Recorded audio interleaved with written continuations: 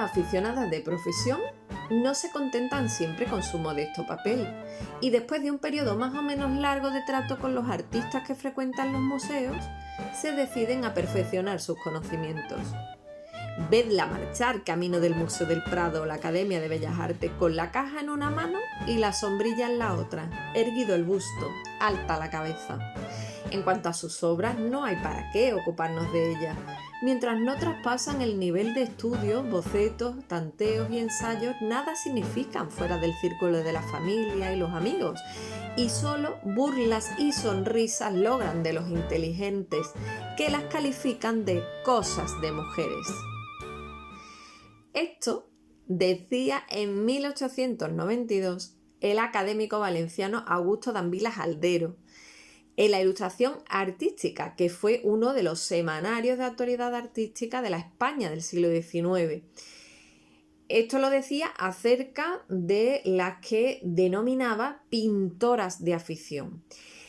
Dambila hace una crónica jocosa muy de la época, y de épocas posteriores y anteriores, socavando aún más la mala fama de esa etiqueta de pintoras de afición que se utilizaba para las mujeres que no llegaban a lo que ellos consideraban los parámetros de excelencia pictórica masculina. En medio de este ambiente cultural, ¿quién era la valiente que se atrevía a ponerse en el disparadero de la crítica feroz de la masculinidad artística? La situación de la mujer artista no ha sido fácil nunca. Ha sido excluida a lo largo de los siglos de los talleres, de los salones, de las clases de anatomía artística, por aquello del decoro, ¿no? Y desgraciadamente también lo ha sido y lo sigue siendo de las aulas universitarias donde se imparte la historia del arte.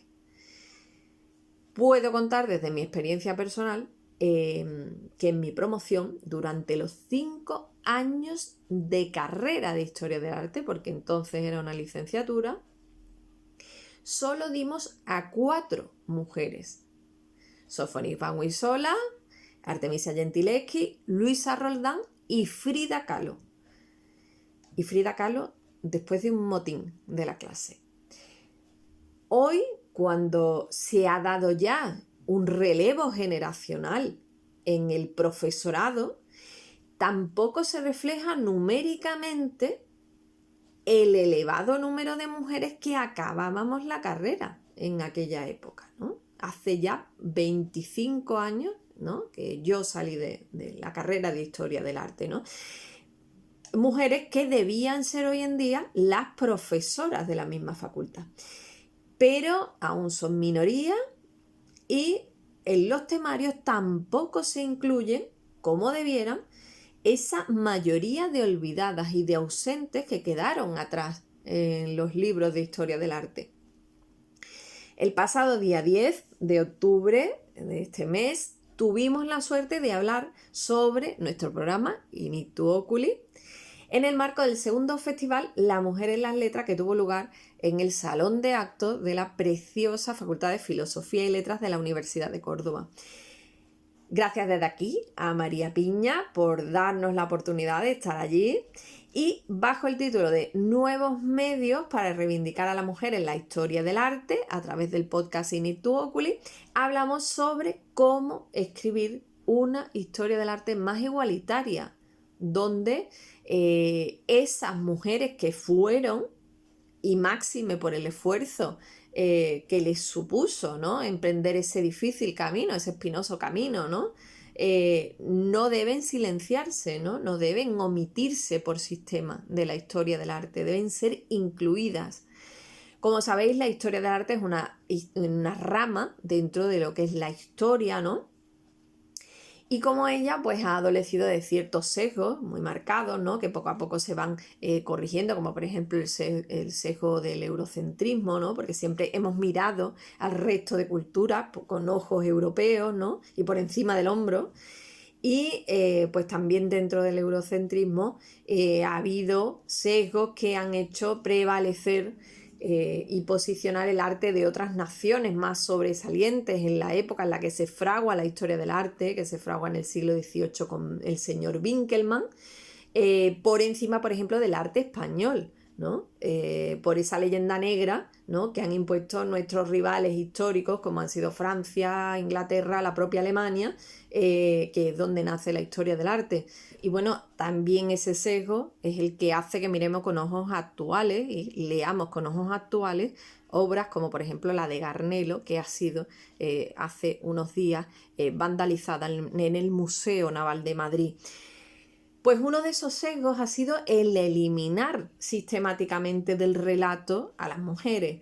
Obviamente fueron menos por muchas circunstancias, por su tradicional rol de tener que cuidar de su familia y estar dedicada a ella, porque además se tenía que dar en ellas el patrón que se repite una y otra vez de pertenecer a una familia de artistas para poder acceder a esos talleres, ¿no? Y también a esos conocimientos técnicos y a esos materiales.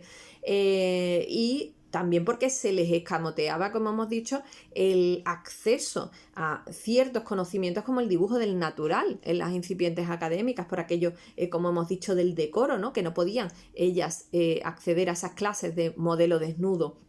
Y por tanto, pues no podían acceder a esos grandes temas de la pintura, como eran los temas de historia o los temas de religiosos, ¿no? Y tenías que refugiarse, obviamente, en otros géneros, como por ejemplo el bodegón, que además, pues por otro lado, se ha considerado un género menor. En cualquier caso, fueron menos, eso es innegable, pero también las que sí fueron excluidas bajo argumentos falaces, como la menor calidad, una etiqueta, ¿no?, que se ha utilizado muchas veces, y algo que tenía que ver con que no podían acceder a esos mimbres, como hemos dicho, ¿no?, por así decirlo, a esos rudimentos de las artes, si no tenían un varón cerca, ¿no?, o bajo la excusa incluso de ser excepcionales, de ser menos, ¿no?, porque esto se veía como que eran simples anécdotas dentro de la historia del arte y aplicárseles por ello esa etiqueta de pintoras o escultoras de afición, que estaba allí en su casa y de vez en cuando le daba por pintar, ¿no?, o por esculpir. En Córdoba pudimos dar a conocer nuestra actividad en este sentido, visibilizar a las olvidadas y esa imposición que nos hemos hecho de reescribir un relato histórico-artístico más igualitario, superando sesgos, no creando otros nuevos, ojo, no estamos creando nuevos sesgos feministas, sino intentando hacer una historia del arte donde hombres y mujeres deben figurar sin exclusiones malintencionadas, que las ha habido. Desde aquí felicito a mis compañeras nuevamente, como lo hice en Córdoba, María José Molina, que desde muy jovencita ha investigado la labor de pintoras contemporáneas y ha recuperado para In Ictu Oculi semblanzas de artistas tan importantes como Andrea o Claudia de Mena, a Mercedes Páez, no solo por traernos esa multitud de artistas que nos ha traído ya en tantos programas, ¿no?, sino también como profesora de secundaria que es, por plantear esa necesidad imperiosa de modificar los currícula de historia del arte, ¿no?, de fundamentos artísticos, y que no se omita de manera sistemática a las artistas, ¿no? Y para que esos jóvenes y esas jóvenes que estudian en el Instituto Historia del Arte se den cuenta y tengan las herramientas para combatir esos sesgos y esas ausencias, ¿no?, que siguen existiendo en la facultad si es que van a estudiar Historia del Arte, ¿no? También a mi compañera Carolina Verdejo, que se ha metido de lleno en la investigación de género y también ha dedicado su espacio en algunas ocasiones a recuperar figuras de mujeres tan interesantes como Cecilia Montgomery, por ejemplo, ¿no? Y por supuesto a Tomás Sánchez Rubio, que con su buen hacer y con su sensibilidad nos acompaña a nuestro lado, no por delante, en el camino de la igualdad. Porque eso pretendemos hacer aquí en el programa, que sea un espacio de debate, de reflexión, donde tengan un lugar por igual esos hombres y mujeres que tuvieron algo que decir en el arte, que tuvieron algo que decir en la historia, en la cultura. Damos paso ahora a nuestra compañera Carolina Verdejo. Carolina, ¿qué tema nos traes para este programa del mes de octubre?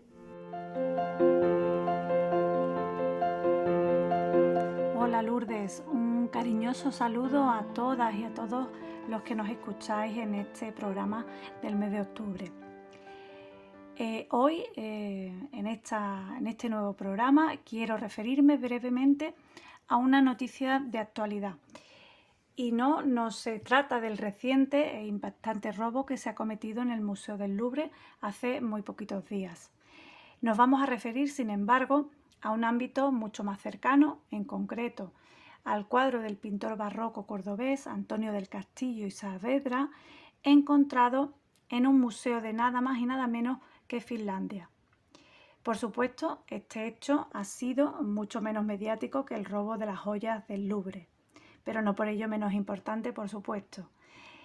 Es de sobra conocido que muchos cuadros salieron del país gracias al expolio del general francés Soult, que consiguió así granjearse de una de las más importantes colecciones de arte español fuera de nuestras fronteras. Muchas colecciones privadas de obras de arte español se nutrieron con aquel saqueo artístico que se llevó a cabo durante la Guerra de la Independencia, así como también por la negligencia de muchos de los comisionados de obras artísticas durante la desamortización de los bienes de la Iglesia promovida por el gaditano Juan Álvarez de Mendizábal mientras fue ministro de Hacienda entre los años 1835 y 1837. La normativa sobre la protección del patrimonio cultural era en aquel momento bastante lasa, por no decir que casi inexistente, en cuanto a su venta y exportación. Hace unos días saltaba la noticia, como decíamos, en diferentes medios de comunicación, de un cuadro del pintor barroco cordobés Antonio del Castillo en un museo de Finlandia, cuyo paradero era desconocido desde hacía casi 2 siglos. Pero veamos cómo se produce este hallazgo. El Museo de Bellas Artes de Córdoba expone en sus salas 6 de los 10 santos que pintó Antonio del Castillo para el convento dominico de San Pablo de la ciudad de Córdoba. En concreto, este lienzo formaba parte del programa iconográfico que decoraba en la escalera del colegio del convento dominico. Pero aunque este museo no conserva los lienzos de esos 10 santos, sí que contempla su existencia en el diseño museográfico, en concreto en la cartelería relativa a la serie completa, donde se incluyen los 4 cuadros que se encuentran en paradero desconocido. Bueno, ya solo son 3 los que se desconoce su lugar, su destino actual, ¿no? El feliz hallazgo de una de estas 4 obras, que representa a San Pedro Mártir, se debe en concreto a una visita que realiza la conservadora jefe del museo Villa Gyllenberg en Helsinki, de nombre Lotta Nylund, y perdóname por favor la pronunciación, en una visita que realiza esta conservadora, como decíamos, al Museo de Bellas Artes en el año 2024, que al ver las cartelas de la serie de los santos dominicos, repara en la que indicaba el nombre de San Pedro Mártir. Las 4 obras habían desaparecido durante el proceso de desamortización de Mendizábal, pero ¿cómo llega esta en concreto a Finlandia? Bien, el banquero y coleccionista Anne Gyllenberg compró este cuadro al comerciante de arte Costa Stigman en el año 1935, un año después de que éste la comprara en una galería de Londres. El inicio, la colección de obras de arte de Anne y su esposa Signet contempla un amplio abanico de obras de arte finlandés e internacional y también un amplio abanico cronológico, ya que abarca desde los siglos XVI hasta los años 70 del pasado siglo XX. Su colección se expone actualmente en la que fuera su casa, la Fundación Villa Gyllenberg, donde, por supuesto, se conserva se sigue conservando este cuadro de San Pedro Mártir. Bien, curiosamente la casa, esta villa Gillenberg, responde al modelo del pabellón de Gustavo III que aparece en un cuadro de Albert Edelfelt que Anne regaló a Signe como obsequio de bodas. El especialista en la obra del pintor cordobés, después de este descubrimiento por la conservadora finlandesa, José María Valencia Cerezo, también conservador del museo, confirmó recientemente la autenticidad de la obra, ya que fue invitado expresamente por el propio museo finlandés para que lo corroborase. El santo representado en el lienzo y perteneciente a la mencionada serie es, como decíamos, San Pedro Mártir, nacido en la ciudad italiana de Verona a principios del siglo XIII, por lo que es también conocido como San Pedro de Verona. Se le llama también, como en este caso, San Pedro Mártir para diferenciarlo del fundador de la Iglesia cristiana. Y aparece representado en el cuadro con el hábito de la orden y con un hacha clavada en la cabeza en alusión al instrumento de su martirio. La incógnita sobre el paradero de los otros 3 lienzos de la serie está todavía por desvelar, pero este hecho no hace más que constatar la importancia de las funciones de investigación y difusión en nuestras instituciones museísticas. Seguro que este hallazgo será decisivo para conocer el destino de los otros 3 lienzos. Muchas gracias y espero poder estar con todos vosotros en el próximo programa. Muchas gracias, Carolina. Te esperamos en el siguiente programa. Seguimos reivindicando a importantes figuras femeninas que aportaron su particular visión del arte con mayúsculas. Quiero recordar hoy a la figura de la que es considerada la primera historiadora del arte occidental, que fue la británica Anna Brownell Jameson. Jameson es considerada también la primera en hacer una sistematización de la iconografía cristiana en lengua inglesa, estudio al que dedicó ni más ni menos que 6 volúmenes ilustrados por ella misma y donde pues, vemos entre las ilustraciones de esos volúmenes una de Santo Tomás de Villanueva dando limosna de Murillo, que se conserva en el Museo de Bellas Artes de Sevilla. De Jameson conservamos unas interesantes memorias que fueron escritas por su sobrina Geraldine Macpherson meses antes de morir ella, la sobrina, y publicadas en 1878. Volvemos a ver, por supuesto, cómo las mujeres siempre, ¿no?, han tenido esa inclinación a la sororidad y a apreciar la labor de otras mujeres en cualquier campo, ¿no?, que tenían cerca y bueno, pues hacerle este reconocimiento como son estas memorias, ¿no?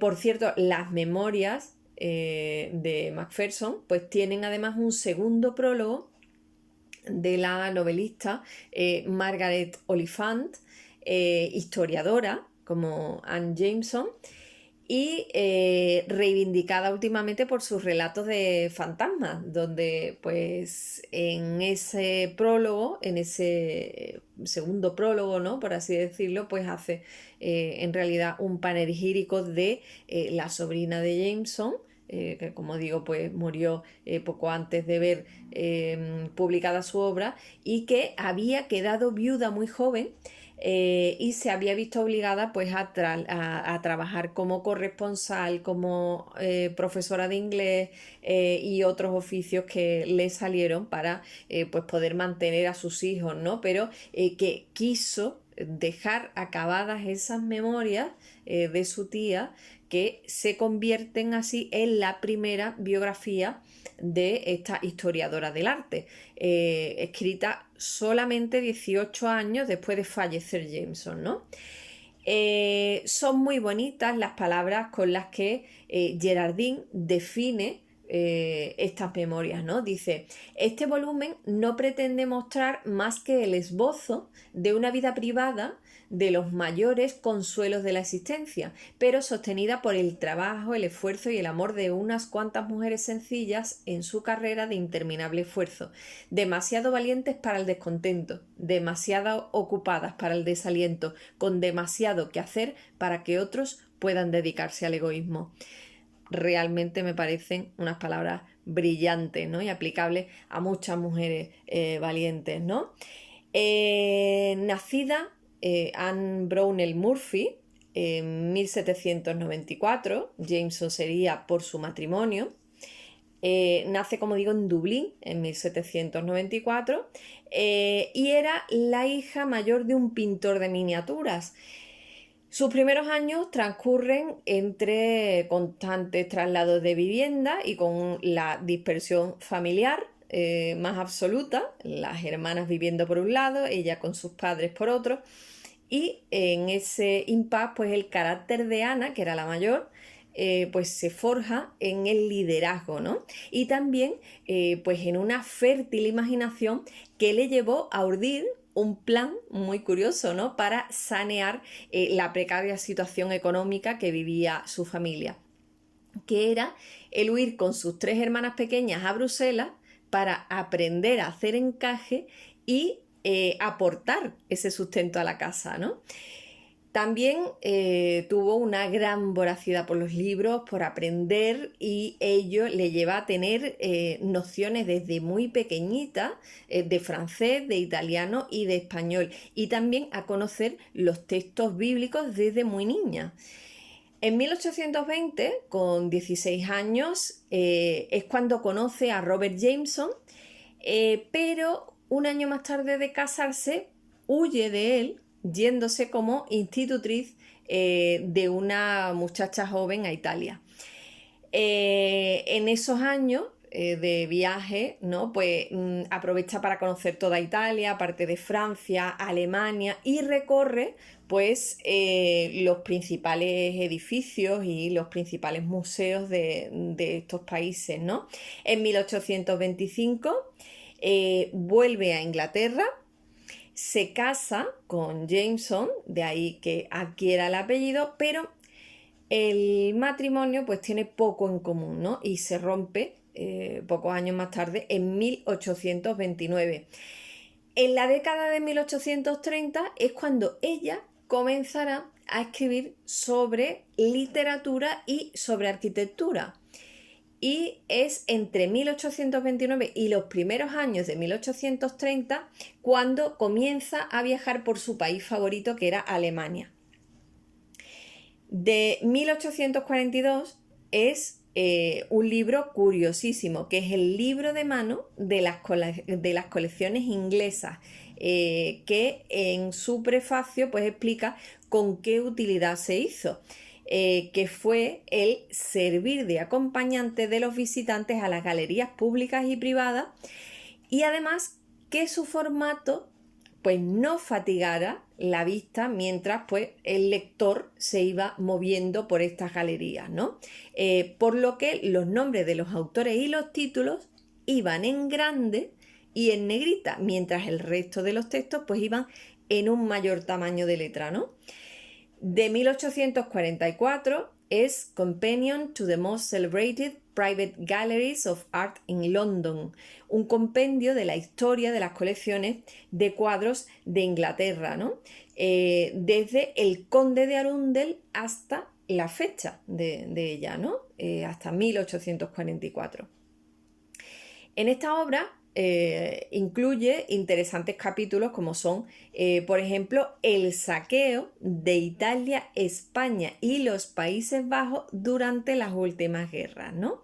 Y también, pues, otros aspectos curiosos como el gusto de las mujeres, que así denomina uno de los capítulos, o la diferencia entre el gusto por las cosas bonitas y la verdadera comprensión del arte, que no era lo mismo. De un año más tarde, de 1845, es el libro Memorias de los primitivos italianos. Y ahí es donde recoge pues, todos los estudios de esos pintores, ¿no?, significativos del Trecento italiano, pues desde Cimabue. Anna Jameson mantuvo en su época pues una estrecha amistad con otras mujeres intelectuales de su momento, como pues la citada Margaret Oliphant, que hace ese segundo prólogo de las memorias, o la esposa de Lord Byron, que era Anna Isabella Noel Byron. Tras las memorias de su sobrina, Geraldine Macpherson, han sido fundamentalmente otras mujeres las que pues han recuperado la obra de Jameson, la obra histórico-artística, ¿no?, de Jameson. Es el caso de las monografías de su figura que han realizado profesoras como Clara Thomas, de la Universidad de York, en 1967, o la más reciente de Judith Johnston, de 1997. De Jameson conservamos bastantes retratos. Hay uno en miniatura que le hizo su padre siendo una adolescente, que sirvió precisamente pues, para ilustrar esas memorias escritas por su sobrina. Existe también una litografía de ella ya adulta, de 1836, realizada por Henri Peronet Briggs. Hay otra impresión a la sal, esta es una fotografía, ¿no?, de ella con 50 años, de 1844. Y también hay una litografía, por destacar solamente unas cuantas, ¿no?, de ella ya en una edad más avanzada, que aparece en el año 1873 en el volumen de Galería de retratos de hombres y mujeres eminentes de América y Europa, ¿no?, publicado en Nueva York. Anna Brownell Jameson falleció en Londres a la edad de 65 años. Damos paso ahora a la profesora Mercedes Páez. Adelante, Mercedes, bienvenida un mes más al programa Inictu Oculi. Hola, ¿qué tal, Lourdes? Un saludo a los compañeros del programa y a quienes nos escuchan.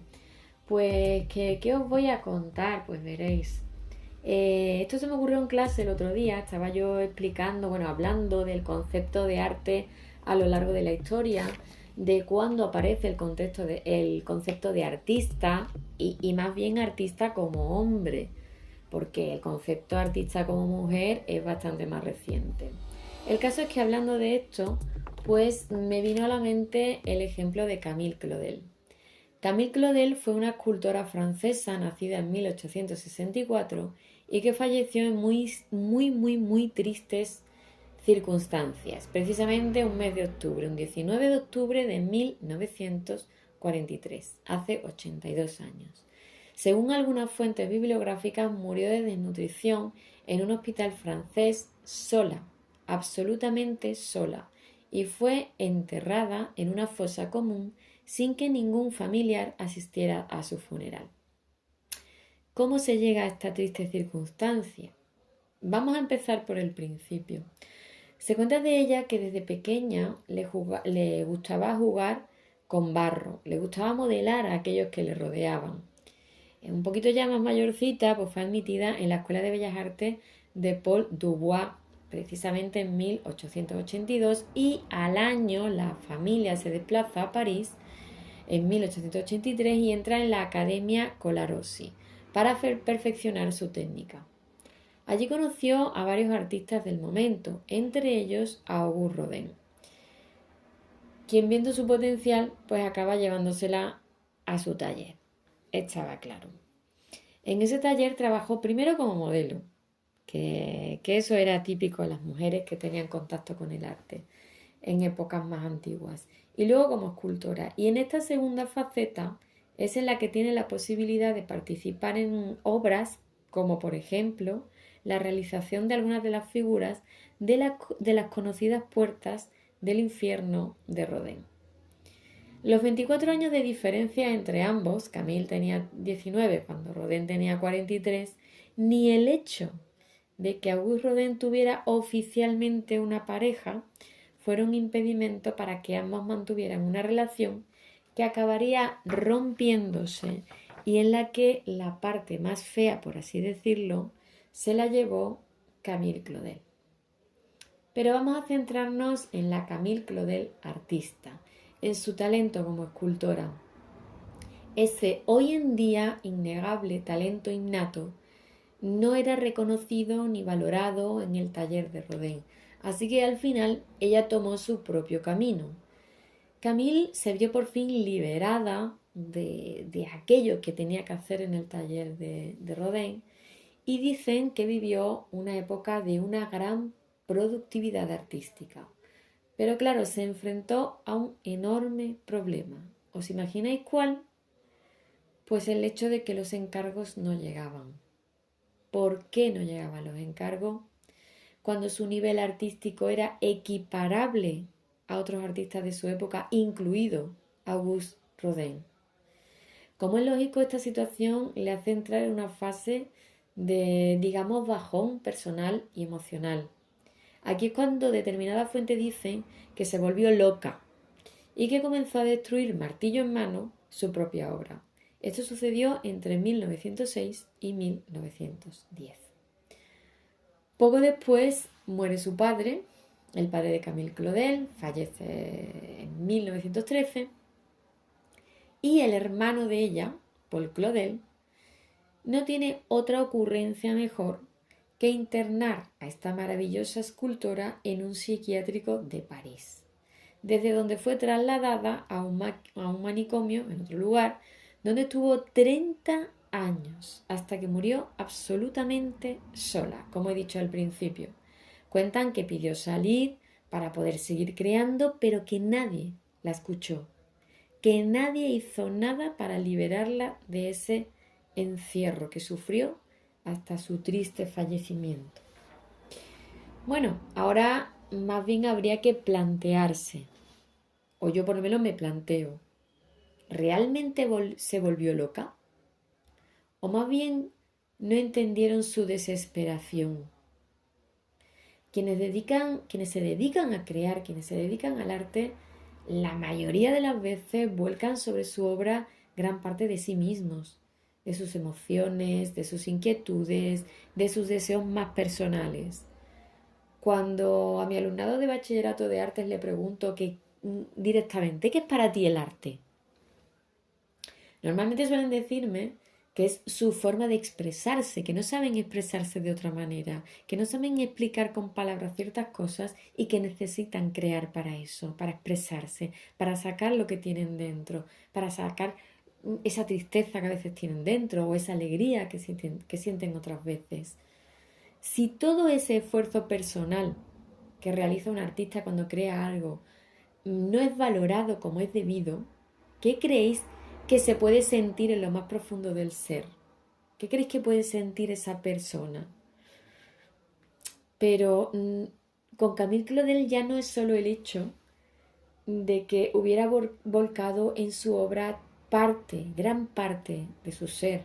Es que su obra era genial, es que era una escultora con un evidente talento, tan genial que casualmente algunas de las obras de Rodin, de fecha más tardía que las de ella, tenían sospechosas similitudes a las de Camille Claudel, según hay constancia en algunas fuentes bibliográficas, que no lo estoy diciendo yo, ojo.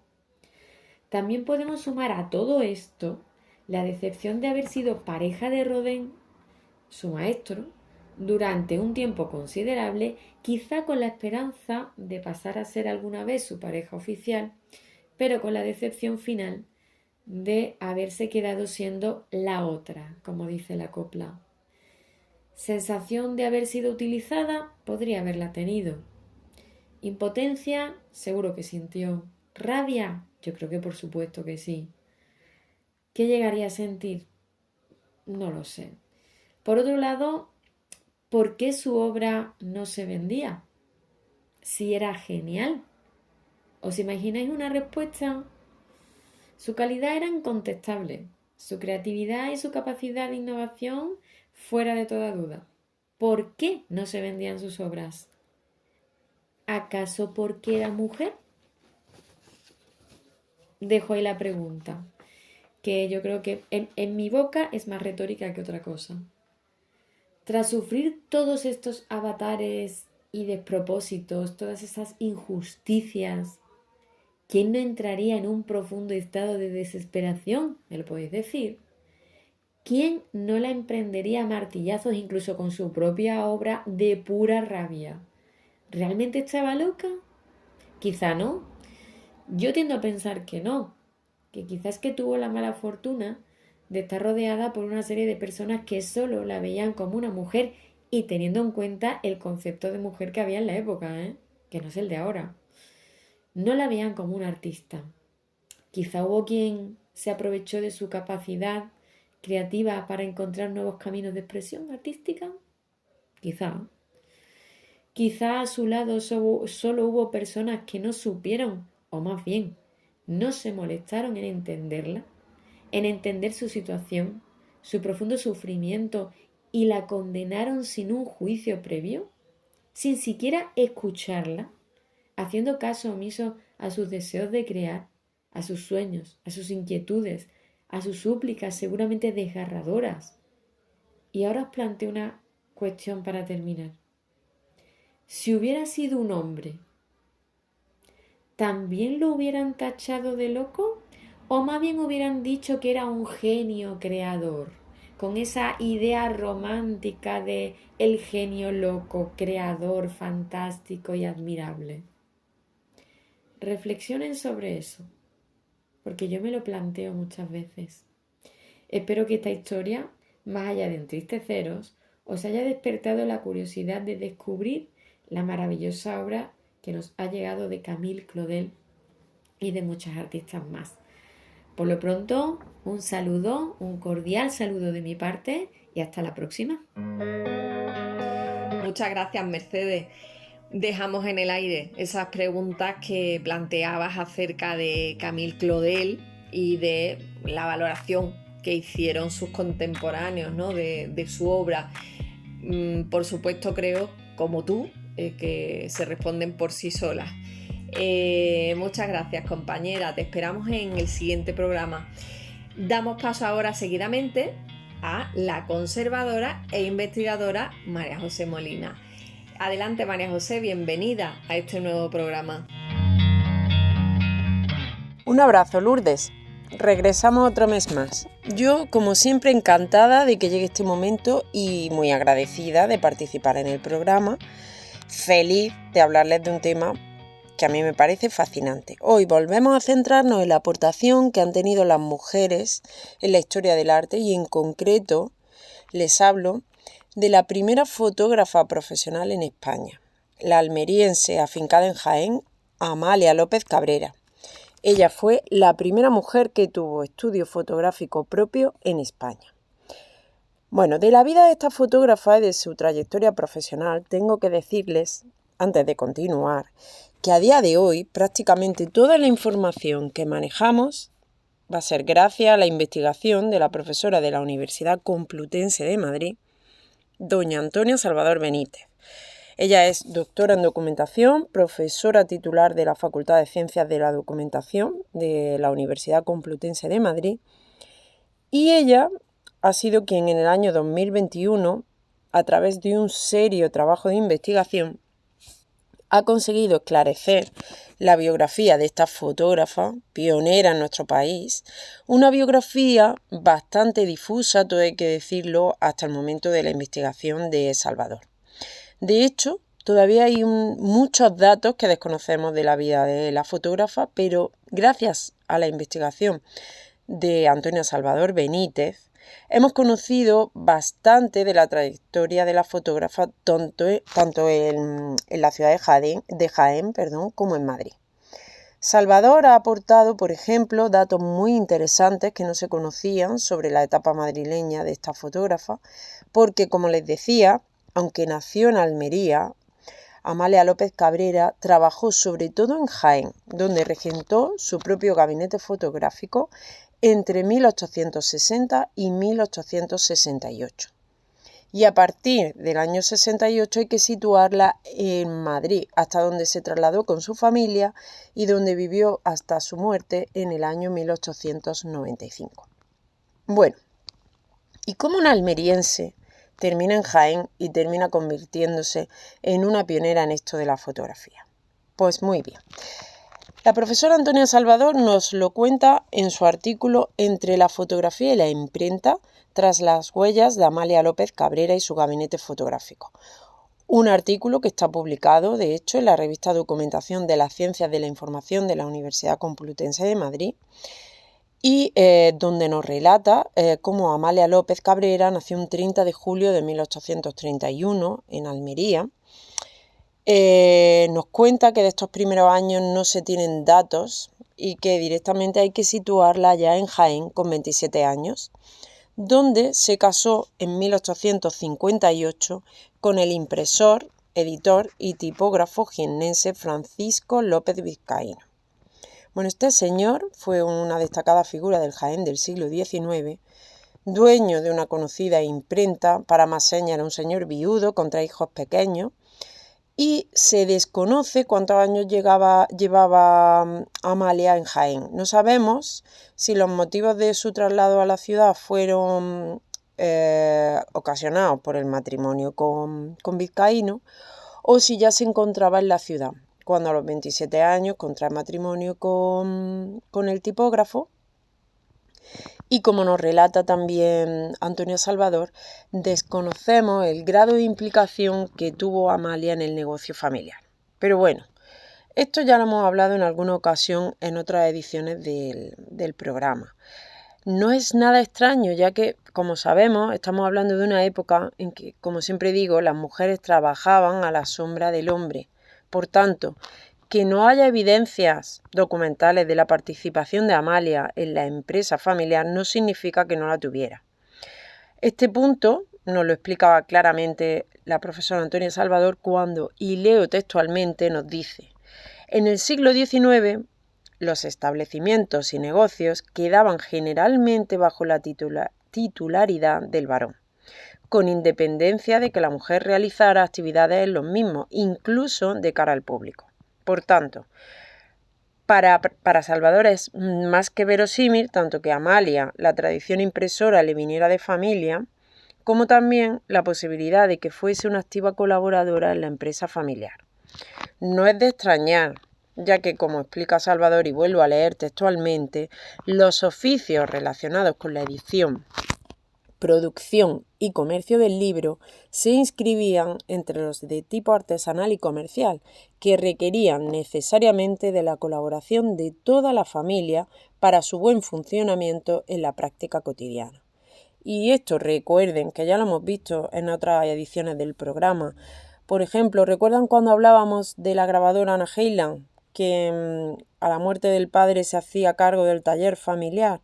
O, por ejemplo, el caso de las escultoras Claudia y Andrea de Mena, hijas del célebre imaginero Pedro de Mena, y que trabajaron codo con el padre. Para resumir, que no se tenga un registro de la participación de Amalia en la imprenta familiar no debe de llevarnos a pensar que ella no participará de las tareas del negocio. Nos metemos ya en la década de los 60 y es ahora cuando aparece en la vida de Amalia López un personaje que va a ser fundamental en su trayectoria. En 1862 llega a Jaén, procedente de Córdoba, un tipo curiosísimo. Se trata del conde Lipa, un noble polaco de nombre imposible, a ver si me sale correctamente, con el perdón de los polacos, es que el nombre y la pronunciación se las trae. Se trata de Ludwik Czartoryski-Kornacki, un exiliado político y fotógrafo daguerrotipista que recorrió la geografía española haciendo fotografía y cuya aportación más importante va a ser que difunde la técnica de la fotografía en España. Este personaje pasó por Sevilla, por el puerto de Santa María, Cádiz, Málaga, donde tuvo su estudio propio, Valencia, Murcia, Córdoba y Jaén, como les decía, entre otras ciudades. Como anécdota, contarles que fue amigo del célebre escritor granadino Pedro Antonio de Alarcón, quien por cierto le dedica una de sus historietas nacionales, Viva el Papa. Otro dato muy curioso que poderles contar sobre el Conde Lipa, va dedicado a nuestros amantes de los museos y las bibliotecas. Bueno, el Conde Lipa es el autor de la fotografía que recoge un hito arquitectónico en nuestro país en términos de museología, y que es la fotografía de la colocación, en este caso, de la primera piedra del edificio Palacio de Bibliotecas y Museos Nacionales del arquitecto Francisco Jareño, la actual sede, como todos sabemos, de la Biblioteca Nacional y del Museo Arqueológico Nacional. Una fotografía tomada un 22 de abril del año 1886. Bueno, volvamos a nuestro tema. Pues les cuento.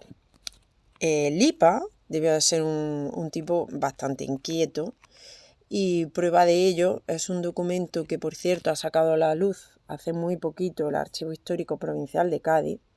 En concreto, se trata de una solicitud que presenta al Ayuntamiento de Cádiz durante su estancia precisamente en la ciudad, en la que pide permiso para establecer una escuela, fíjense qué cosa curiosa, de tiro de pistola en los bajos de su casa.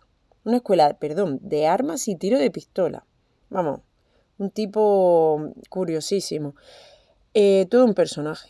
Precisamente, durante la estancia del conde Lipa en Jaén, la reina Isabel II visita la ciudad y se le ofrece como obsequio una cartera con varias de las fotografías del conde.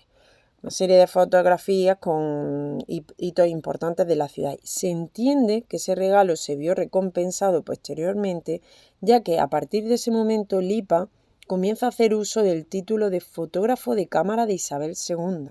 Pues bien, el conde Lipa tuvo en España bastantes pupilos que seguían los cursos que impartía por las ciudades en las que iba aterrizando, y a los que parece ser que les facilitaba más tarde los equipos para que pudieran continuar la práctica de la fotografía. De la mano del conde Lipa aprendieron algunos de los primeros fotógrafos españoles, entre ellos nuestra protagonista del día de hoy, la propia Amalia López, sobre la que, según recoge Antonia Salvador, ejerció una gran influencia. Para Salvador es más que probable que el conde Lipa le suministrara el equipo fotográfico importado de Francia y que le enseñara la técnica del colodión húmedo. En próximas ediciones del programa prometo hablarles de la técnica. Es que esto ya sería un jardín en el que meternos, que nos llevaría a extendernos demasiado. Así que continuaremos hablando de Amalia y en otra ocasión les prometo esa entrada. Su iniciativa y el espíritu emprendedor que probablemente tuvo Amalia la llevarían a abrir su propio gabinete fotográfico en el número 2 de la calle Obispo Arquellada, junto al domicilio familiar y junto a la imprenta del marido, que se encontraba en la Plaza de la Constitución número 2, antigua Plaza de Santa María, en el desaparecido Palacio del Duque de Montemar, frente a la Catedral de Jaén, y donde hoy en día se encuentra el ayuntamiento. De hecho, la primera referencia de una fotografía salida de su estudio es precisamente una imagen del año 1862 de nuestro querido conde Lipa, que curiosamente es también una de las más difundidas del fotógrafo, la más conocida. Y en esta fotografía, aparece el conde rodeado de los miembros de su familia. Y como un elemento que va a ser distintivo del gabinete de Amalia, la fotografía, como el resto de sus trabajos, aparece firmada con el sello impreso con su nombre: Amalia L. de López. Amalia destaca ante todo por ser una buena retratista, lo que denota su aprendizaje como daguerrotipista de la mano de su mentor, aunque también fotografió otros objetos, realizó panorámicas como las de la Catedral de Jaén.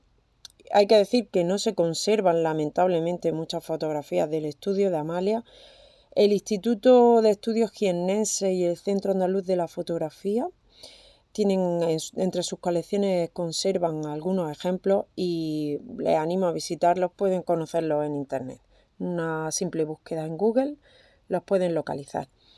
Bueno, voy ya concluyendo. En 1868 la vida de Amalia López da un vuelco. Ella y su marido participan en el año 68 en la primera exposición aragonesa, cada uno en su modalidad. En la categoría de fotografía participará Amalia, en la de la imprenta su marido. 3 días más tarde de la inauguración del certamen se produce el golpe de Estado que da lugar al estallido y al posterior triunfo de la conocida como Revolución Gloriosa, y puesto que Francisco era afín al Partido Moderado, parece ser que el matrimonio se ven obligados a salir de Jaén y a trasladarse a la capital. Ya en octubre de ese mismo año, Amalia y su familia se sitúan en Madrid, con domicilio, dato que ha constatado la investigación de Antonio Salvador, en la calle Veneras, Distrito Centro, donde pagan un alquiler de 200 reales al mes y donde constan registrados tanto Amalia como su marido, los hijos de su anterior matrimonio y los hijos de ambos, Amalia y Francisco. En Madrid no se han encontrado evidencias de la continuidad del gabinete fotográfico, tampoco constancia de que Amalia se dedicara profesionalmente a la fotografía. Y casi 20 años después de su llegada, un 18 de agosto de 1895, Amalia López fallece en la capital. Tenía 64 años y este dato lo ha aportado también la investigación de la profesora Salvador. Con este dato de su fallecimiento a los 64 años se cierra la biografía de una mujer que, como ya hemos visto, fue pionera en España en el mundo de la fotografía. Y hasta aquí mi contribución al programa de hoy. Yo espero que les haya interesado este capítulo de los orígenes de la fotografía en España, en el que hemos podido ver que ocupa un papel fundamental esta fotógrafa nacida en Almería, aunque afincada en Jaén. Para los que se hayan quedado con ganas de más, pues les voy a comentar, es muy recomendable el documental de Canal Sur La Mujer de la Foto. Este documental, dirigido por Lola Jiménez, que se puede todavía visitar a través de la página de canalsurmas.es, pues recoge el trabajo de una serie de mujeres pioneras en la historia de la fotografía en Andalucía. En él participa, por cierto, Antonio Salvador en una entrevista donde habla de Amalia López, y también se habla de otras fotógrafas como Madama Fritz, la cordobesa María Señán, Madama Lorinchón. En resumen, es interesante, se lo recomiendo. Volvemos a escucharnos dentro de un mes y hasta entonces les recomiendo, cuídense. Saludos cordiales para ti, Lourdes, para el resto de mis compañeros un abrazo muy especial. Y como les digo, hasta el próximo programa. Un abrazo. Muchas gracias, María José. Me encanta esta semblanza que has traído hoy, ¿no?, de la almeriense Amelia López Cabrera y de esa fascinante trayectoria como fotógrafa que tuvo esta mujer, ¿no? Una recuperación, como siempre, pues muy acertada. Te esperamos en el siguiente programa. Tenemos ahora la suerte de contar con una mujer que hace años, pues, decidió luchar por cumplir un sueño, que fue abrir, pues, su propia galería de arte para dar a conocer a los artistas de lo que es su zona. Ella es Remedios Rubiales, creadora de FADAC, que es la Feria Andaluza de Arte y Cultura, que se ha convertido, pues, en el primer movimiento netamente organizado desde Andalucía y que, pues, desde hace un poco más de un año, pues cuenta también con esa galería, ¿no?, que es la Galería Proyecto 5, que se encuentra en la localidad de Ubrique, en el pleno corazón de la Sierra Gaditana. Bienvenida a Inictu Oculi, Remedios. Antes que nada, quiero dar las gracias a Lourdes Pay por invitarme a este programa, a este podcast que tiene ya unos cuantos de años, pues, dándole voz, ¿no?, al arte y la cultura. Bueno, pues decir que de verdad que es un placer y un honor el poder estar aquí compartiendo este ratito con todos los oyentes. y hablando de algo que a mí realmente me apasiona, ¿no? Que es de arte, cultura y por supuesto de un proyecto que para mí ha sido realmente apasionante, ¿no? Que es FADAC, Feria Andaluza de Arte y Cultura. Para empezar, me gustaría contar un poco pues, sobre mí, ¿no? Porque muchas veces los proyectos nacen de las propias experiencias, de lo que uno ha vivido. Decir que soy licenciada en Bellas Artes y desde que desde que tengo memoria, pues me encanta el arte, la cultura, siempre he tenido la necesidad de poder crear, de expresarme, de comunicar desde diferentes materiales, ¿no? Es decir, desde muy pequeña siempre he tenido esa necesidad, ¿no? de hacer cosas artísticas y bueno, pues todo eso me ha llevado a que con el tiempo pues estudiara mi carrera y ya son más de 18 años que me dedico profesionalmente al mundo del arte. He expuesto en diferentes lugares, he conocido a muchos artistas, he aprendido mucho de cada experiencia y bueno, pues esta trayectoria me ha permitido, ¿no? pues dedicarme al arte en profundidad, ¿no? Esa trayectoria, como digo, me ha permitido pues conocer el mundo del arte desde muchos puntos de vista, pues como artista, como gestora de arte y también como espectadora. Y hoy, mirando atrás, puedo decir que me siento muy afortunada de poder dedicarme a lo que amo, que es el arte contemporáneo. Además de mi faceta como artista, tengo que decir que soy directora de Galería de Arte Proyecto 5. Esta galería está en mi localidad natal, ¿no? Yo soy de Ubrique, de la Sierra de Cádiz, y qué mejor lugar donde poner una galería, ¿no? Que es en mi casa, en mi sitio, ¿no? De referencia. Ubrique es un pueblo de arte, de artistas, aunque aquí nos dedicamos al mundo de la piel, ¿no? Pero también tiene esa faceta artística donde tenemos el concurso de pintura al aire libre, el concurso nacional de pintura y son muchos los artistas que pasan por aquí. Por eso nació Proyecto 5, un proyecto en el que le damos cabida, ¿no? a pintores, escultores, a diferentes disciplinas. Este proyecto nació hace ya más de 7 años y bueno, pues un espacio donde queremos darle voz y voto pues a todos aquellos artistas que quieran expresarse, ¿no? Y quieran mostrar su obra. Pues aquí vienen a disfrutar de ella pues muchísimos espectadores, ¿no? Que vienen a visitar la localidad y como digo también pues muchos ubriqueños, ¿no? Que se acercan por aquí, que les encanta el arte y que disfrutan del arte. Con nuestra galería, como digo, hemos tenido a pintores, escultores, hemos tenido muchísimas experiencias y muchísimos retos para poder crecer en momentos muy complicados. Recuerdo en la etapa del COVID, ¿no? Que también nos tuvimos que reinventar justamente cuando casi abríamos las puertas, ¿no? Ya llevábamos un año trabajando y justamente después vino esto y nos tuvimos que reinventar y seguir trabajando y dándole apoyo a los artistas, ¿no? Eso también, pues, como digo, fue un reto y bueno, pues seguimos trabajando a pesar de todas las trabas que hemos tenido a lo largo de todo este tiempo. Decir que trabajar en el mundo del arte, pues para mí es un auténtico privilegio, ¿no?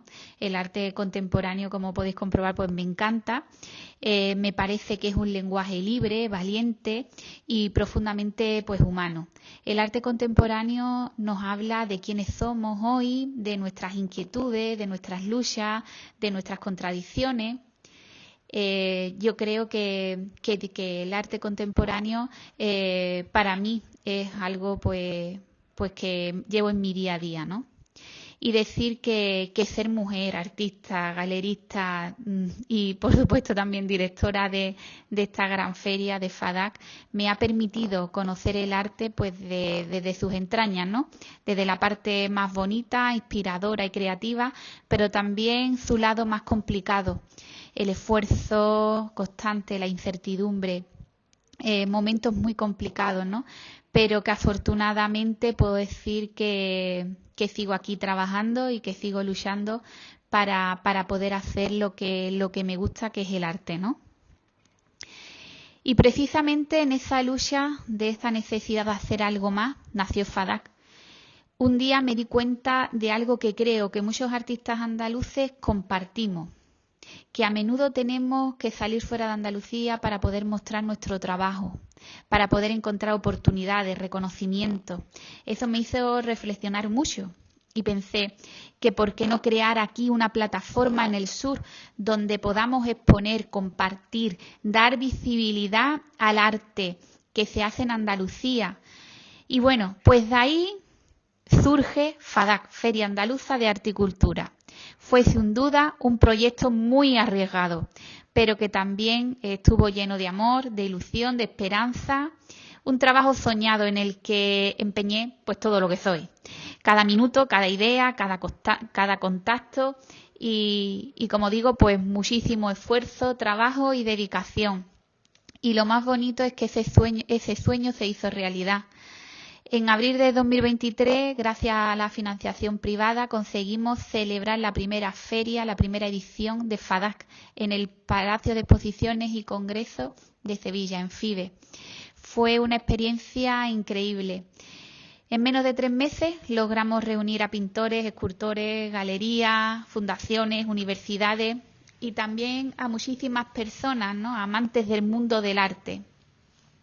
La inauguración de este evento fue muy especial, fue de la mano de la artista, de la cantante Laura Gallego, que fue la encargada de abrir la feria, y su actuación fue mágica, llena de emoción. Bueno, fue, ya os digo, un momento único, ¿no?, en el que pudimos disfrutar todos los que estuvimos allí.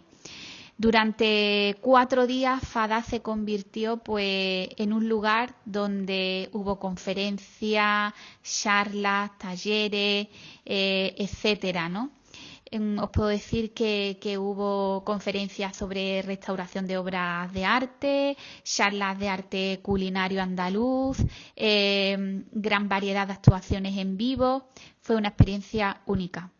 Contamos con la participación también de la Universidad Pablo de Olavide, de la Universidad Loyola, de la Fundación López Mariscal, de la Asociación La Casa Azul de Córdoba y muchas otras instituciones que creyeron en este proyecto y que estuvieron allí presentes.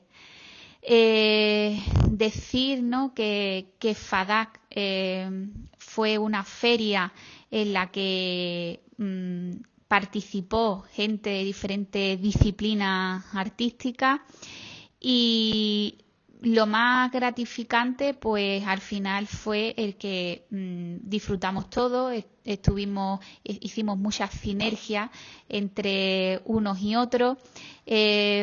También nos dimos cuenta que fue un paso de un antes y un después, ¿no?, en el que allí se crearon una serie de contactos que luego hubo proyectos que se vieron realizados a posteriori, ¿no?, de esta feria, ¿no?, que sirvió mucho para eso, para crear sinergias, contactos y para que se pudieran hacer trabajos en futuro.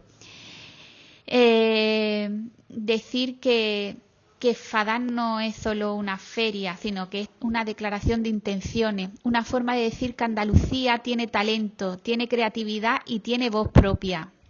Y aún así, esta primera edición, que estuvo bien, pues sabíamos que solamente era el principio, y ahora mismo seguimos trabajando para hacer realidad una segunda edición de FADAC. Queremos que sea fuerte, más diversa, y aunque cuente, por supuesto, con el apoyo de administraciones públicas, empresas y de toda persona que crea que el arte es el motor de la cultura y, por supuesto, también de la sociedad, ¿no? Porque FADAC es eso, es un proyecto que da vida a lo que somos en el sur, arte y cultura. Defender la cultura desde Andalucía es algo que siento muy mío. El arte no solo embellece, el arte educa, une, transforma. Nos ayuda a entender, a mirar el mundo con otro ojo. Y si algo he aprendido en estos años es que cuando se trabaja con pasión y con propósito, los sueños pueden hacerse realidad. FADAC fue y sigue siendo un sueño hecho realidad, una apuesta por el arte desde el sur, para el mundo. Y mientras siga habiendo artistas con ganas de crear y personas dispuestas a creer en ello, el arte seguirá teniendo futuro. Mil gracias, amiga Lourdes, por hacer que mi voz pueda llegar a muchas más personas que, como nosotros, amamos el arte y la cultura. Un beso. Muchas gracias, Remedios, no solo por tu testimonio, sino también por tu labor incansable, por crear ese sustrato de importantes residencias artísticas, ¿no? Para que los artistas puedan dar de sí a su labor, ¿no? Y sobre todo por apostar por Andalucía, por esta tierra que a veces pues ha sido tan denostada y minusvalorada, ¿no? Cuando ha sido y sigue siendo pues cuna de creadores, no solamente con vocación nacional sino también internacional, ¿no? Y también por tu especial sensibilidad por reconocer a la mujer en el ámbito de la cultura. Gracias por ese tesón y espero y deseo que todos estos proyectos que sigues llevando a cabo naveguen siempre a toda vela, ¿no? Vuelve cuando quieras y un fuerte abrazo, Remedios. Hoy, en esta recta final del programa, vamos a hablar de un recurso pictórico sorprendente que ha llamado mucho la atención a lo largo de la historia y que está relacionado con el mismo sentido de la pintura, que es, en cierto modo, representar algo que no existe sobre una superficie bidimensional, ya sea lienzo, tabla o cualquier superficie, ¿no?, que esté apta para ser pintada. Ya recogen los historiadores Vitruvio y Plinio el Viejo ese virtuosismo a que aspiraban los pintores griegos. Plinio, por su parte, cuenta la historia de los pintores griegos Parrasio de Éfeso y Zeuxis entre el siglo de Pericles, el siglo V y el siglo IV a.C., que se retan el uno al otro a crear una obra tan real que engañe al compañero. Al terminar, se muestran respectivamente las pinturas que habían realizado. Zeuxis le enseña a Parrasio su famosa pintura del racimo de uvas, que al descubrirla atrajo a los pájaros que intentaron picotearla. Cuando le toca el turno a Parrasio, le dice a Zeuxis que descorra la cortina que la cubre. Y Zeuxis, al intentar descorrer la cortina, se da cuenta de que es la propia cortina lo que Parrasio había pintado. Zeuxis tuvo que claudicar y habría dicho algo así como que Parrasio había sido el justo vencedor porque él había logrado engañar a los pájaros, pero Parrasio había logrado engañar a otro pintor. Esto de engañar a la vista, al ojo, por medio de la pintura, ha sido objeto y argumento para muchas teorías, como la del parangón de las artes, de la que ya hemos hablado en otros programas. Y en esa comparativa de cuál era la superior de todas las artes, pues los pintores esgrimían que era la suya, porque tenían algo de creador divino, ¿no?, de demiurgo, por crear de la nada una apariencia de tridimensionalidad. Tenemos ahora la suerte de contar de nuevo con Tomás Sánchez Rubio, con un tema que nos va a hablar también de un tema tan interesante como el que traemos hoy, ¿no? Y que además hunde sus raíces en esta antigüedad clásica apasionante, porque somos occidentales y nunca hemos perdido ese sustrato grecorromano que llevamos en el ADN mismo, ¿no? Y que hay que reivindicarlo, ¿no, Tomás? Exactamente. Bueno, pues nada, ante todo, buenos días, Lourdes, contentísimo de estar aquí. Enhorabuena por estos contenidos con el que nutres este programa y gracias al cual pues hay muchísimas personas que aprendemos bastante. Enhorabuena por este programa número 36. Hoy me he acordado que es el 36º. Estaba esperando ese momento. Y bueno, como tú has dicho, pues efectivamente, o sea, los modelos clásicos, la cultura clásica está inmersa en nosotros. Como digo siempre, nosotros estamos hablando un latín, un griego evolucionado evolucionado al fin y al cabo, que eso es el castellano, ¿no? Así es. Una lengua clásica que en constante cambio y evolución, porque así es la vida, ¿no? Ujú. Y después una forma de los clásicos, ¿no? De ellos hemos heredado una forma de conducirnos por la vida, ¿eh? Otra cosa es que la elijamos o no, ¿eh? En eso está nuestra libertad, ¿no? Pero ellos nos ofrecen una forma de vida, de existencia saludable y por supuesto nos dejaron esa cultura de la que continuamente nosotros no hemos dejado de alimentarnos. Hemos sido buenos alumnos o intentamos ser buenos alumnos y alumnas de ellos. Ya sabes que el verbo alumno es la palabra alumno es el que se alimenta, del verbo alere, ¿no? Que es alimentarse, ¿no? Eso es lo que Pues hacemos. quiero agradecerte porque yo me alimenté personalmente el otro día de una charla que diste magnífica en la Casa del Libro de Sevilla acerca de Horacio, este autor maravilloso que ha dejado, pues como dijiste, ¿no? Esos tópicos que siguen vigentes hoy en día, que han dado tanto de sí en el barroco y en nuestra cultura occidental. Eso Así es, que enhorabuena siguen y por aquella seguirán, ¿no? charla porque fue maravillosa de verdad. Muchísimas gracias, de verdad. Lidia. Pues Tomás, hoy vamos a hablar precisamente de un recurso que hemos perfilado antes, no muy atractivo dentro de la historia de la pintura, que está relacionado con el nacimiento de ese recurso que es la perspectiva, ¿no? Y con el virtuosismo que quería alcanzar el mismo pintor, que es la anamorfosis. Pero primero queremos preguntarte qué significa etimológicamente anamorfosis. Ujú. Pues sí, es un concepto muy interesante.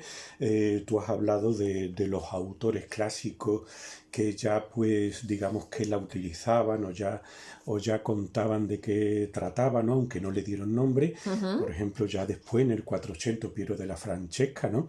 Pues cuando trata de la perspectiva, habla también de lo que sería la anamorfosis, aunque en ese momento todavía no tenía nombre. Tenemos que recordar que la anamorfosis es un neologismo del siglo XVII, es cuando se empieza a utilizar, y bueno, no me resisto a comentar que el recurso anamórfico ha llegado hasta el siglo XX, puesto que este sistema de cine, ¿no? Tan popular cuando yo era pequeño, ¿no? Pues el cinemascope, ¿no? Pues precisamente este sistema cinematográfico utilizaba lente anamórfica para comprimir una imagen durante la filmación, pero que se descomprimía en el momento de la proyección, Qué curioso. exactamente, obteniendo una imagen panorámica y creando una experiencia de inmersión. O sea, se buscaba la inmersión del espectador, de la espectadora dentro de la película, sencillamente para poder competir con la televisión. Claro. De hecho, fue introducido por la 20th Century Fox en el año 1953. Y no te lo pierdas que la primera película que se estrenó en este formato cinemascope pues fue La túnica sagrada, ¡Hombre! que hemos vuelto a ver juntos, ¿no?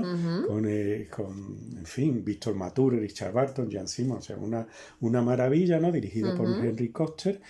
Y bueno, pues ya ahí se utiliza precisamente el cinemascope, que es un recurso que directamente proviene del sistema de la anamorfosis. Y bueno, decirte que efectivamente, como he dicho antes, es un neologismo, una palabra nueva, aunque sobre términos griegos, ¿no? Que nació en el siglo XVII y bueno, literalmente significa transformación, transformación. O sea, de la etimología de la palabra, como vamos a ver ahora, lo que describe es la idea de dar una nueva forma a la imagen. Esta forma, por una parte, del prefijo ana, que significaba en griego sobre, en, hacia arriba, ¿no? La idea de arriba, pero también de nuevo y hacía también referencia a la acción de invertir algo, inversión, ¿no? Entonces, formado de ana, pues por ejemplo teníamos la anábasis, ¿no? La anábasis, sustantivo, ¿no? Que venía del verbo anabai, ¿no? Que significa subir, caminar de forma ascendente, ¿no? Y bueno, había otro prefijo en griego que era, vamos a decir, complementario a ana, que era kata, que significaba precisamente pues hacia abajo. De ahí anacrónico, ¿no? También. Una involución Exactamente, Claro. de ahí Ujú. de anacrónico.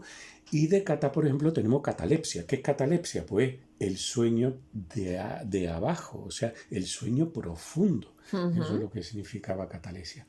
Y bueno, pues aparte con del prefijo aná, pues está formado también con la raíz del sustantivo morfé, que en Ujú. griego sabemos que significa ni más ni menos que forma, figura.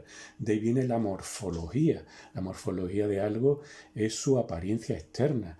Y también adjetivos como deforme o Amorfo. amorfo. Ujú. En fin, Muy me interesante. vuelvo loco Me como encanta que te vuelvas Lourdes loco con con estas esta cosas. etimología porque aprendemos muchísimo a desgranar ese lenguaje, ¿no? Que utilizamos día a día y que muchas veces subyace ahí, ¿no? Significados que no entendemos, ¿no? Y es mucho más fácil, ¿no? Exactamente. Entenderlos cuando ya conocemos de dónde vienen, ¿no? Pues hay que decir que la anamorfosis está estrechamente, como hemos dicho, relacionada con ese nacimiento de la perspectiva. Como explica el profesor de arquitectura Cristian Saavedra, la anamorfosis es consecuencia de esa perspectiva renacentista y es su opuesto natural, ¿no? De ahí ese aná, ¿no? Que Ujú. tiene delante, ¿no? Y en el siglo XV, la ciencia perspectiva supone la comprensión del espacio percibido, es decir, percibido por los ojos, y la plasmación gráfica de ciertos elementos geométricos que definen ese espacio tal y como lo percibimos con los ojos, ¿no?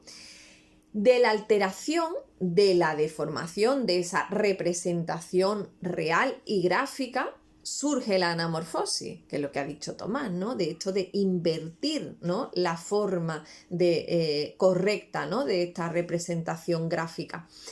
La primera representación de una anamorfosis conocida es la de Leonardo da Vinci, concretamente en el Codex Atlanticus, donde vemos un rostro y un ojo deformados que solo pueden ser vistos correctamente si nos ponemos desde un cierto punto de vista. Como expresa Jurgis Baltrusaitis en su estudio Anamorphosis o Taumaturgus Opticus, en la primera época, las recetas adecuadas se guardaban celosamente en secreto y los procedimientos geométricos exactos no se revelarán íntegramente hasta el siglo XVII. Es precisamente en ese siglo, como ha dicho Tomás, el momento en el que comienza a denominarse esta técnica, esta práctica artística como anamorfosis. En los tratados, la anamorfosis en realidad pues aparece un siglo antes en Vignola, en Bárbaro, pero el gran tratado en el que se va a desarrollar la teoría y también las distintas versiones existentes de anamorfosis es el publicado en 1638 por un fraile y matemático llamado Jean-François Niceron, que es, perdónenme por el francés, la perspective curieuse o magie artificielle des effets merveilleux. Yo no sé francés, Yo creo que ha salido perfecto. pero ha dado el Tienes pego una para la pronunciación gente que no perfecta. sepa francés. Bueno, sería la perspectiva curiosa o la magia artificial de los efectos maravillosos, ¿no? Vemos en este tratado los modos de anamorfosis, el modo plano, que está realizado sobre un plano oblicuo al espectador, el modo cilíndrico, que para ser visto correctamente necesitaba el uso de un espejo cilíndrico, y también otras anamorfosis que eran de carácter esférico. Es curioso que en el frontispicio de este volumen, al estar dedicado al cardenal Mazarino, aparece el rostro de este en una especie de columnilla circular, ¿no? Que tiene como una especie de espejo o reflejo. Y en ese reflejo se ve una anamorfosis pintada que hay en el plano horizontal del plinto que sostiene ese cilindro. Este tratado, desde el mismo título, este tratado de la perspectiva curiosa, que es una declaración de intenciones, habla de los efectos mágicos y maravillosos de las ciencias ópticas, ¿no? Donde se encuadraba pues la anamorfosis. En 1646, Niceron también publicará otra obra en la misma línea, que es el Thaumaturgus Opticus. Eso significa taumaturgo, ¿no? Precisamente, esa magia, Sí, ¿no? exactamente, una persona que hace magia, ¿no? Digamos que el taumaturgo es aquella persona que realiza milagros, prodigios, o sea, actos maravillosos, sobrenaturales. Y es precisamente una palabra griega y que literalmente significa eso, el hacedor de maravillas, digamos, ¿no? Está formado de la palabra griega zauma. No confundamos con trauma. Trauma en griego significa golpe o herida, ¿no? Pero zauma significa eso, o sea, prodigio, maravilla. Y después el sustantivo, la raíz del sustantivo ergos, que significaba obra o trabajo. El ergates es el trabajador. Entonces, taumaturgo, pues efectivamente, el hacedor, el trabajador de prodigio. Qué obra maravilla, ¿no? Una palabra estupenda. Pues mira, Nicerón desarrolla sus teorías basadas precisamente en experimentaciones de un artista, que es Simon Vouet, del que conservamos varias obras con anamorfosis incluida. Vamos a citar dos solamente. Una está dentro de la propia obra de Nicerón, en uno de los grabados, que es un San Francisco de Paula, y otra es un dibujo que se conserva actualmente en el Palacio Barberini de Roma, fechado en 1625-27, una década antes de salir el tratado de Nicerón, y representa a varios sátiros que miran la anamorfosis de un elefante en su reflejo en el cilindro del espejo. O sea, es decir, la anamorfosis siempre se veía en el reflejo de algo, ¿no? Desde alguna posición o desde el reflejo, por ejemplo, de un cilindro, ¿no? Pero, sin embargo, tenemos que retroceder un siglo, concretamente a 1533, en que se fecha una de las obras más conocidas donde figure una representación anamórfica, que es esa obra tan enigmática, ¿no?, de Hans Holbein, de Los Embajadores, una obra realmente curiosa y realmente, ¿no?, pues extraña, ¿no?, a los ojos actuales, ¿no, Tomás? Y además, pues, es un cuadro cargado de simbolismo, la verdad, ¿no? Que, en fin, es un cuadro precioso, la verdad. Pues sí. Pues el cuadro se conserva en la National Gallery de Londres y representa a dos franceses, un obispo y un diplomático, que tienen un encuentro en Inglaterra. Ambos están representados de pie y están apoyados en una estantería donde pues vemos lo que podríamos llamar un gabinete de curiosidades, ¿no? Como este primer nombre que tuvo nuestro programa, ¿no? Y está compuesto ese gabinete de curiosidades por instrumentos musicales, instrumentos matemáticos y también astronómicos. La obra se hace, como decimos, en 1533, que es un momento histórico crucial, cuando Enrique VIII de Inglaterra, que aún estaba casado con Catalina de Aragón, no se había separado, mantiene una relación adúltera con Ana Bolena, que queda embarazada por esas fechas, y empiezan a surgir a cuenta de esto las tensiones con el papado. El embajador francés que vemos representado se llamaba Jean de Dinteville y había sido enviado a Inglaterra por el rey francés Francisco I, que era aliado de Enrique VIII.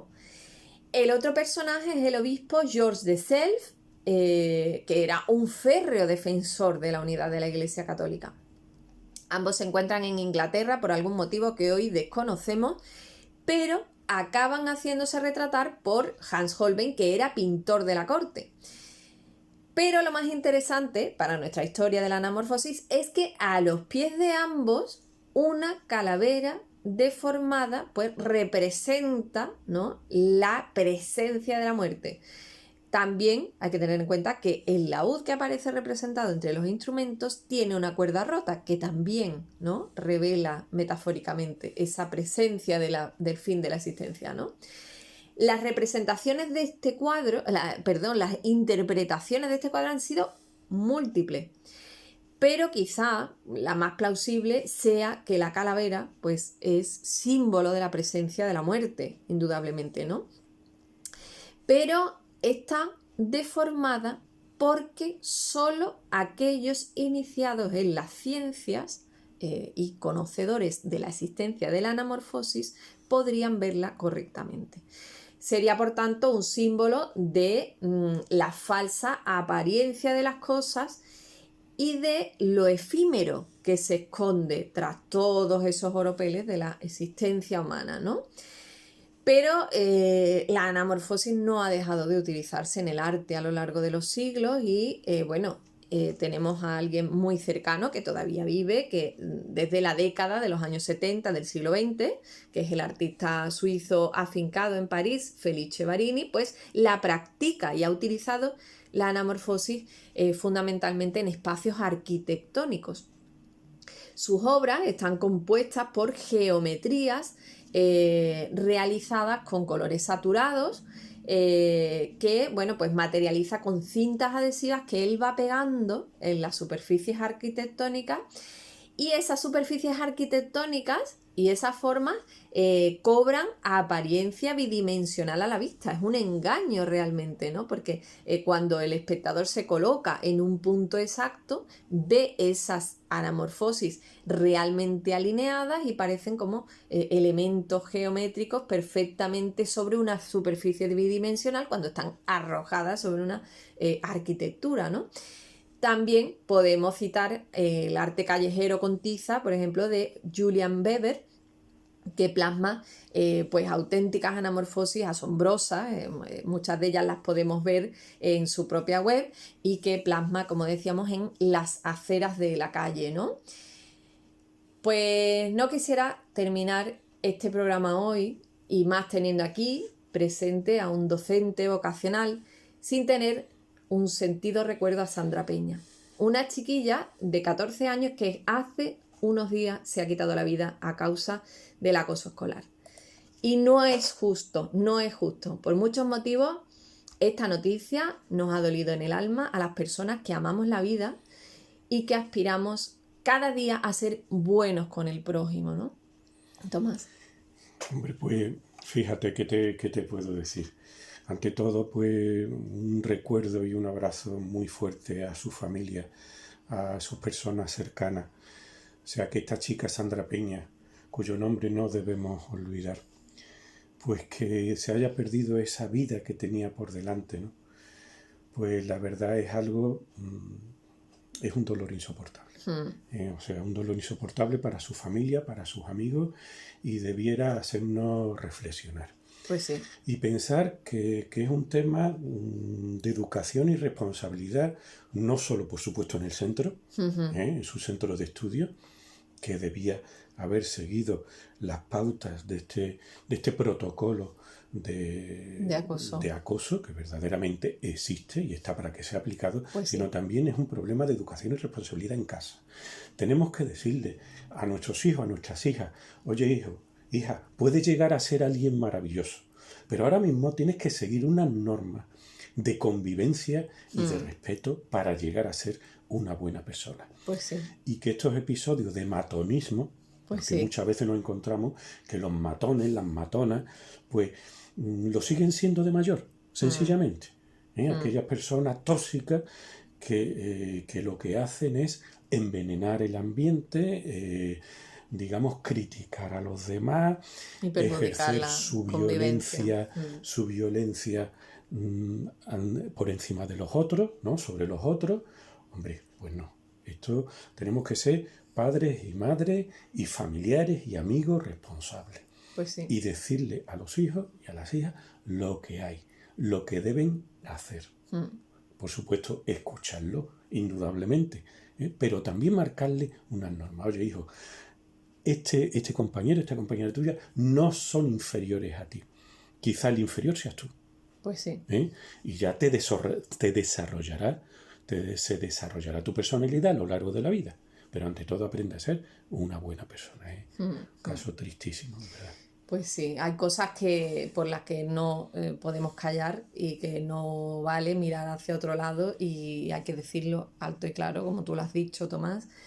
Y bueno, las personas que han llevado al límite a una chiquilla de solo 14 años, hasta el punto de no querer vivir, pues no pueden quedarse sin este rechazo y sin esta repulsa, no lo merecen. Así que desde In Ictu Oculi no vamos a mirar hacia otro lado y vamos a estar siempre del lado de las personas que sufren y de los débiles, por supuesto. Descansa en paz, Sandra.